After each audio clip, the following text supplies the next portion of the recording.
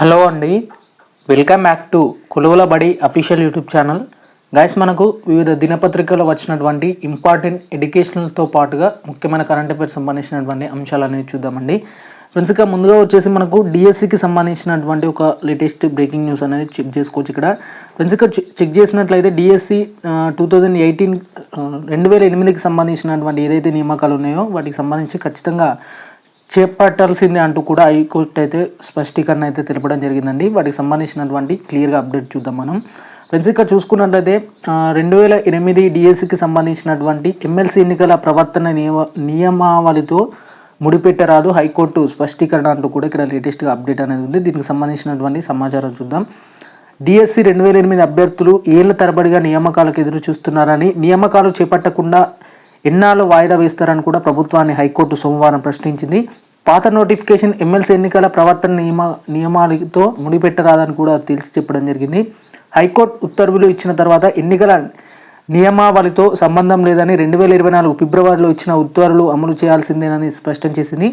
గడువు పొడిగింపే ప్రసక్తి లేదని, నియామకాలు చేపట్టకపోతే తదుపరి విచారణకు ఉన్నతాధికారులు ఖచ్చితంగా హాజరు కావాల్సి ఉంటుందని కూడా పేర్కొనడం జరిగింది. అయితే 2008 డిఎస్సికి సంబంధించినటువంటి 1382 పోస్టుల భర్తీకి కూడా సిద్ధంగా ఉన్నామని, అయితే ఎమ్మెల్సీ ఎన్నికల ప్రవర్తన నియమావళి అమల్లోకి వచ్చిందని, అది పూర్తయ్యాకే గడువు ఇవ్వాలంటూ కూడా ప్రభుత్వం హైకోర్టులో మధ్యంతర పిటిషన్లో అయితే దాఖలు చేసింది.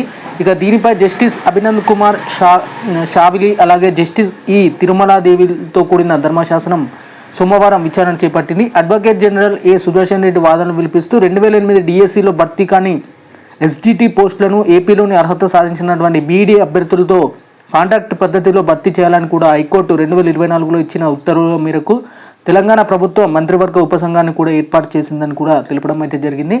ఈ ఉపసంఘ సిఫార్సు మేరకు కూడా నియామకాలు చేపట్టడానికి ప్రభుత్వం సిద్ధంగా ఉన్నట్లు తెలుస్తుంది. ఇక 2008 డిఎస్సిలో అర్హత పొందినటువంటి అభ్యర్థులు 2367 మందిగాను 1382 మంది కాంట్రాక్ట్ నియామకాలకు ఆసక్తి చూపారని, ఈ పోస్టుల భర్తీ ప్రక్రియను కూడా పూర్తి చేయాలని కూడా ప్రభుత్వం నిర్ణయించింది అని పేర్కొనడం జరిగింది. అయితే పట్టభద్రుల ఉపాధ్యాయుల ఎమ్మెల్సీ ఎన్నికల నోటిఫికేషన్ జనవరి 29 విడుదల కావడంతో ఎన్నికల ప్రవర్తన నియమావళి అమల్లోకి వచ్చిందన్నారు. దాని గడువు ముగిసిన వెంటనే నియామక ప్రక్రియ కొనసాగిస్తామని కూడా తెలపడం జరిగింది. దీంతో ధర్మశాసనం ఏకీభవించలేదు. 2008 నుంచి నియామకాల ఉత్తర్వుల కోసం అభ్యర్థులు ఎదురు చూస్తున్నారని, తమ ఉత్తర్వుల ప్రకారం నియామకాలు ఖచ్చితంగా చేపట్టాల్సిందేనని కూడా స్పష్టం చేసింది. ఉత్తర్వులపై ఏం చేశారో చెప్పాలంటూ కూడా విచారణను 10వ తారీఖు వాయిదా వేస్తూ కూడా ఇక్కడ వాయిదా వేయడం అయితే జరిగింది.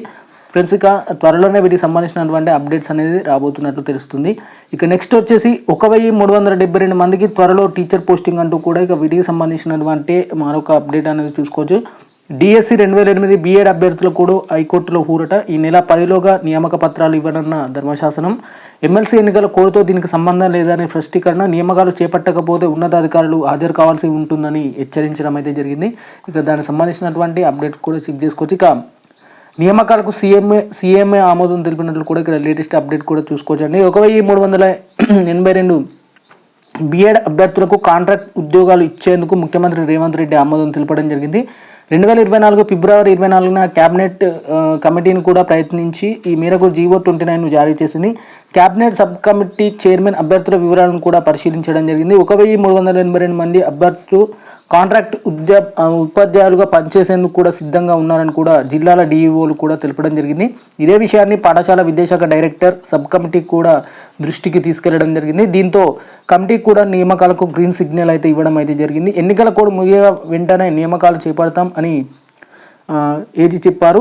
వీలైనంత త్వరగా నియామకాల ఉత్తర్వులు ఇస్తామని కూడా ఏజీ గారు అయితే చెప్పడం అయితే జరిగింది. ఇప్పటి వరకు దీనికి సంబంధించి ఈ నెల 10లోగా పోస్టింగులు ఇవ్వాలని కూడా న్యాయమూర్తి స్పష్టం చేస్తూ విచారణను వాయిదా వేయడం అయితే జరిగిందంటూ కూడా ఇక్కడ లేటెస్ట్ అప్డేట్ అయితే మనకు డిఎస్సి 2008కి సంబంధించినటువంటి అభ్యర్థులకు సంబంధించి ఇవ్వడం జరిగింది.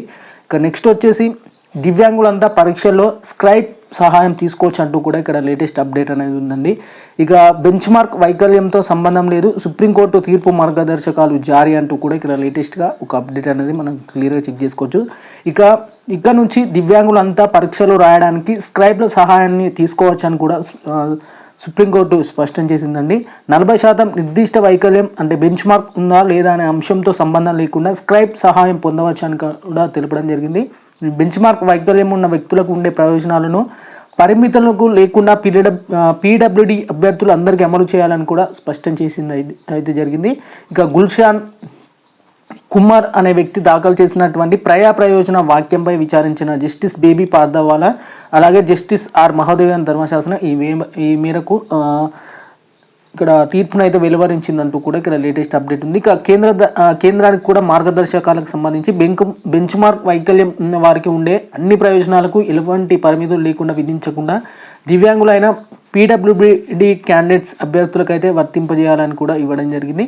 అలాగే 2022 ఆగస్టు 10 జారీ చేసినటువంటి ఆఫీస్ మెమోరాండంను కూడా పునర్పరిశీలించాలి. అలాగే ఆంక్షలను తొలగించి సహేతుహ పద్ధతిలో సడలింపులు ఇవ్వాలని కూడా ఇక్కడ క్లియర్గా వాటికి సంబంధించినటువంటి గైడ్లైన్స్ అనేది ఇవ్వడం జరిగింది.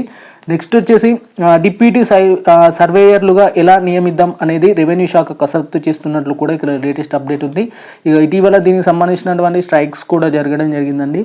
విఆర్ఓ డిపార్ట్మెంట్ కానీ లేదా డిప్యూటీ సర్వేయర్లకు సంబంధించి కొంతమంది ఇంజనీరింగ్ అభ్యర్థులు కూడా ఓయూలో ధర్నాలు కూడా చేయడం జరిగింది. ఇక వాటికి సంబంధించి చూసుకున్నట్లయితే పూర్వ విఆర్ఓలు విఆర్ఏలను డిప్యూటీ సర్వేయర్లుగా నియమించడానికి రెవెన్యూ శాఖ ఏర్పాటు చేస్తున్నది. ప్రస్తుతం ఇతర శాఖల్లో ఉన్నవారిని survey, settlement and land records విభాగానికి తీసుకురావడంపై అధికారులు కసరత్తు అయితే చేస్తున్నట్టు తెలుస్తుంది. సర్వీస్ నిబంధనలకు సంబంధించి స్పష్టత ఇవ్వాలంటూ కూడా రెవెన్యూ శాఖ ముఖ్య కార్యదర్శి నవీన్ మిట్టల్ను సర్వే విభాగం కమిషన్ ఇటీవల కోరడం జరిగింది. దీంతో ఆ అంశంపై అధ్యయనం చేసి వివరాలు అందజేయాలంటూ కూడా నవీన్ మిట్టల్ ఇటీవల ఉత్తర్వులు కూడా జారీ చేయడం అయితే జరిగింది. ఇది విఆర్ఓ విఆర్ఏ లేదా సర్వేయర్ సంబంధించినటువంటి అప్డేట్స్ అనమాట. ఇక నెక్స్ట్ వచ్చేసి 1382 పోస్టులను భర్తీ చేయాల్సిందే 2008 డిఎస్సి నియామకాలపై ప్రభుత్వానికి హైకోర్టు ఆదేశం అంటూ కూడా ఇక్కడ మరొక న్యూస్ పేపర్లో కూడా రావడం జరిగింది. దానికి సంబంధించినటువంటి అప్డేట్స్ కూడా ఇక్కడ ఈ వీడియోలో ఉండడం జరిగింది, చూసుకోవచ్చు మీరు క్లియర్గా. నెక్స్ట్ వచ్చేసి ఇక అంగన్వాడీ అని one of the most important ఉమెన్కి సంబంధించినటువంటి ఏదైతే నోటిఫికేషన్ ఉందో అంగన్వాడీ ఖాళీలకు సంబంధించి చూసుకున్నట్లయితే మనకు టోటల్గా 10,000 ఖాళీలు ఉన్నాయంటూ కూడా ఒక ప్రకటన అయితే తెలపడం జరిగింది. ఇక టీచర్లకే ఆయాల పని పోస్టుల భర్తీపై పట్టించుకొని రాష్ట్ర సర్కార్ రిటైర్డ్ టీచర్లకు అందని బెనిఫిట్లు హామీలకే పరిమితమైన కాంగ్రెస్ ప్రభుత్వం అంటూ కూడా ఇక్కడ లేటెస్ట్గా ఒక అప్డేట్ అయితే ఉంది. దానికి సంబంధించినటువంటి క్లియర్గా ఒక అప్డేట్ సంబంధించి చూసుకోవచ్చు. ఇక రాష్ట్రంలో అంగన్వాడీల పరిస్థితి ఆగమ్య గోచరంగా తయారైందంటూ కూడా కాంగ్రెస్ అధికారంలోకి వచ్చిన తర్వాత మరీ దుర్మార్గంగా తయారైందని కూడా కొన్ని న్యూస్ పేపర్లో రావడం జరిగింది. దానికి సంబంధించి త్వరలోనే నాకు తెలిసి అంగన్వాడీ ఖాళీలకు సంబంధించి ఇంకా ఖాళీలు అయితే చెప్తున్నారు ఇంత ఉన్నాయని, కానీ బట్ అది ఏసీ వర్గీకరణ తర్వాతనే నోటిఫికేషన్ అంశం ఆధారంగానే ఇవి కూడా ఏర్పాటయ్యే దిశగా ఉన్నట్లు కూడా తెలుస్తుంది. ఇక అంగన్వాడీ టీచర్ డిమాండ్లకు సంబంధించి అంగన్వాడీ కేంద్రాల్లోని ఖాళీలను భర్తీ చేయాలి, ఖచ్చితంగా వాళ్ళ డిమాండ్ చూసుకోవచ్చు. టీచర్ల అదనపు పనిభారాన్ని తగ్గించాలి, పిఎంశ్రీ స్కూళ్ళలో అంగన్వాడీ టీచర్లనే తీసుకోవాలి, రిటైర్మెంట్ బెనిఫిట్లు వెంటనే విడుదల చేయాలి, అలాగే అంగన్వాడీ కేంద్రాలకు పక్కా భవనాలు నిర్మించాలంటూ కూడా వాళ్ళ డిమాండ్స్ అనేది ఇక్కడ క్లియర్గా చెక్ చేసుకోవచ్చు. ఇక నెక్స్ట్ వచ్చేసి 1:2 అభ్యర్థుల ఆశలపై నీళ్లు అంటూ కూడా ఇక్కడ లేటెస్ట్గా మరొక అప్డేట్ అనేది చూసుకోవచ్చు. ఇది వచ్చేసి గురుకుల అభ్యర్థులని ప్రజాభవన్లో నిరసన చేస్తున్న గురుకుల అభ్యర్థులకు సంబంధించి సీఎంను కలిసిన గురుకుల అభ్యర్థుల ఫైల్కి సంబంధించినటువంటి అప్డేట్స్ అనేది చూసుకోవచ్చు. ఇక దీనికి సంబంధించి చూసుకుంటే డౌన్ మెరిట్ పాటించాలనే అభ్యర్థుల పోరాటం, హైకోర్టు ఆదేశించడం ముందుకు సాగని నియామక ప్రక్రియ, ప్రభుత్వ నిర్ణయమే ఫైనల్ అంటున్న ట్రిప్ అధికారులు, అలాగే ఏడాదిగా ఎదురుచూపులు, న్యాయం చేయకపోతే ఎన్నికల్లో తామేంటో చూపిస్తాను అని స్పష్టం చేసినట్లు కూడా ఇక్కడ లేటెస్ట్ అప్డేట్ ఉంది. ఇక వీటికి సంబంధించినటువంటి కొంత అప్డేట్ చూసుకుంటే మనం గురుకుల 1:2 అభ్యర్థుల ఆశలపై సర్కారు నిలువెత్తుతుంది, న్యాయం కోసం కొద్ది నెలలుగా పోరాటం చేస్తున్నాను, రిక్రూట్మెంట్ ప్రక్రియలోని అనేక అంశాలపై అభ్యంతరాలు వ్యక్తం చేస్తూ పలువురు అభ్యర్థులు కూడా కోర్టును అయితే ఆశ్రయించడం అయితే జరిగిందంటూ కూడా చెక్ చేసుకోవచ్చు. అలాగే బ్యాక్లాగ్ పోస్టులను మిగుల్చుకునేదన్న దురుద్దేశంతో నియామక ప్రక్రియను కొనసాగించి 1:1 లిస్ట్ ప్రకటించి 1:2 లిస్టులోకి వేల మంది విద్యార్థులను కూడా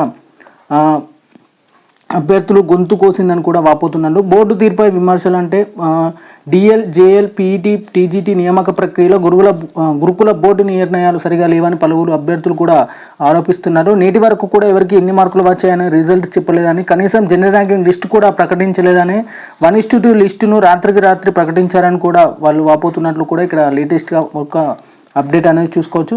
ఇక ఉద్యోగాల భర్తీ చేయరా అంటూ కూడా ఇక్కడ మరొక లేటెస్ట్ అప్డేట్ మనకు డిఎస్సికి సంబంధించి ఉంటుంది, అది కూడా చెక్ చేసుకోవచ్చు ఫ్రెండ్స్. ఇక మరొక అప్డేట్ సంబంధించినటువంటి పూర్తి ఇన్ఫర్మేషన్ మీకు కావాలనుకుంటే మాత్రం కింద డిస్క్రిప్షన్లో టెలిగ్రామ్ ఛానల్లో పోస్ట్ చేయడం జరిగిందండి. ఇక వీడియో నచ్చితే మాత్రం ఖచ్చితంగా లైక్ చేయడానికి అయితే ప్రయత్నం చేయండి.